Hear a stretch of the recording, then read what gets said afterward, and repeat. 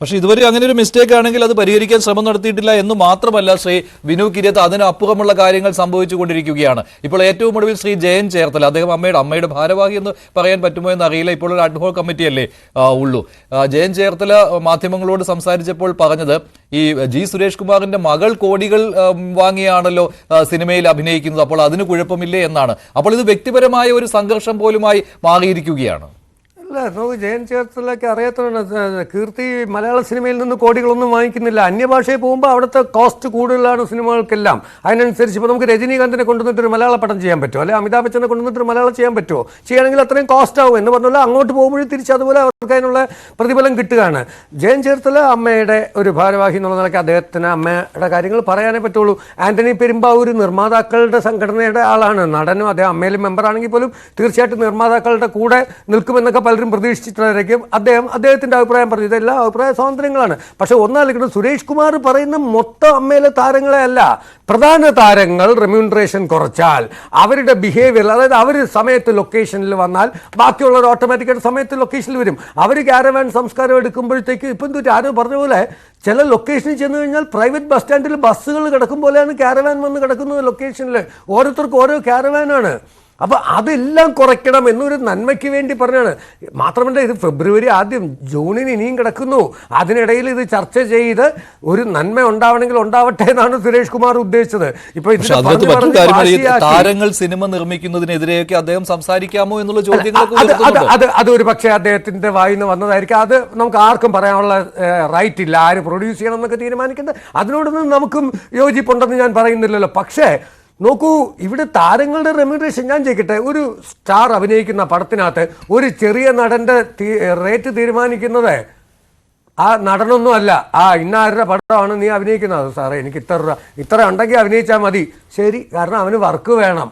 ഈ പ്രധാനപ്പെട്ട നടന്മാരുടെ എമൗണ്ട് മാത്രം ഓരോ പടം കഴിയുമ്പോഴും അവർ പ്രൊഡക്ഷൻ എക്സിക്യൂട്ടീവ്സ് വരെ ഇതിനെ കൂട്ടി പറയുന്നത് അത് ഫിക്സഡ് ആണ്. ഇന്നാർക്ക് ഇത്ര കോടിയാണ്, അതൊക്കെ ഇത്ര ശരി, തർക്കമില്ല. അവിടെ അടുത്ത മറ്റേ ആൾക്ക് ചെറിയ ആർട്ടിസ്റ്റിനോ എനിക്കത് 10 ലക്ഷം, 10 തരാക്കില്ല, ഒരു 5 തരാം. അവരുടെ അപ്പോൾ ഈ താരങ്ങളിലും ഉണ്ട് വ്യത്യാസം ഇവർ കാണിക്കുന്നുണ്ട് നിർമ്മാതാക്കളും. അപ്പോൾ ഈ താരസംഘടനയിൽ ഇതെല്ലാവരും കുറയ്ക്കണം എന്ന് പറഞ്ഞാൽ പ്രധാനപ്പെട്ട താരങ്ങളെയാണ് സുരേഷ് കുമാർ ഉദ്ദേശിച്ചത്. കോടികളാണ്, കോടികൾ.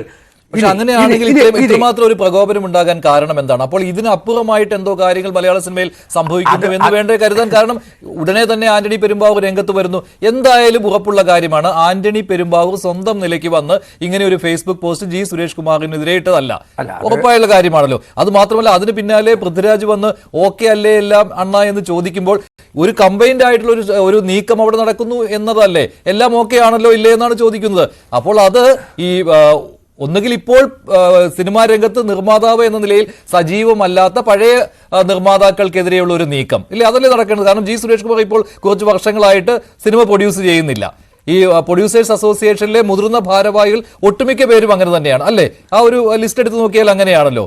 അപ്പോൾ അങ്ങനെ വരുമ്പോൾ അങ്ങനെയുള്ള നിർമ്മാതാക്കൾക്കെതിരെയുള്ള ഒരു പടനീക്കം, ഇത് ഇപ്പോൾ പടം നിർമ്മിക്കുന്നവർ മതി, ഞങ്ങളും അവരും ചേർന്ന് ഈ ഇൻഡസ്ട്രി മുന്നോട്ട് കൊണ്ടുപോയിക്കോളാം എന്നുള്ള ഒരു ധാർഷ്ട്യം കൂടി അതിനകത്തുണ്ടല്ലോ. നോക്കൂ, ഇത് തെരഞ്ഞെടുപ്പിലൂടെയാണ് ഇവരെയൊക്കെ ആര് പ്രധാന സ്ഥാനത്തിരിക്കണം എന്നുള്ളത് തെരഞ്ഞെടുപ്പിലൂടെയാണ് വരുന്നത്. പക്ഷേ ഈ പുതിയ ഇപ്പോൾ ഈ അടുത്ത കാലത്ത് പുതിയ ആളുകളുമായിട്ട്, അല്ലെങ്കിൽ ഇപ്പോൾ വിജയിച്ച സിനിമകളുടെ പല നിർമ്മാതാക്കളും ഈ പ്രൊഡ്യൂസേഴ്സ് അസോസിയേഷനിൽ അംഗങ്ങൾ അല്ല എന്നാണ് എനിക്ക് തോന്നുന്നത്.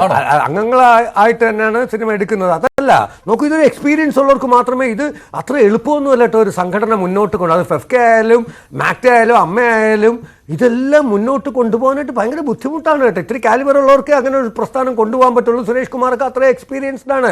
സുരേഷ് കുമാർ ആയാലും സിയാദ് കോക്കർ ആയാലും രാകേഷ് ആയാലും അവരൊക്കെ ഈ സിനിമയ്ക്കകത്ത് വർക്ക് ചെയ്തതിൻ്റെ ശീലങ്ങൾ അറിയാം. എല്ലാവരുമായിട്ടും നല്ല ബന്ധം.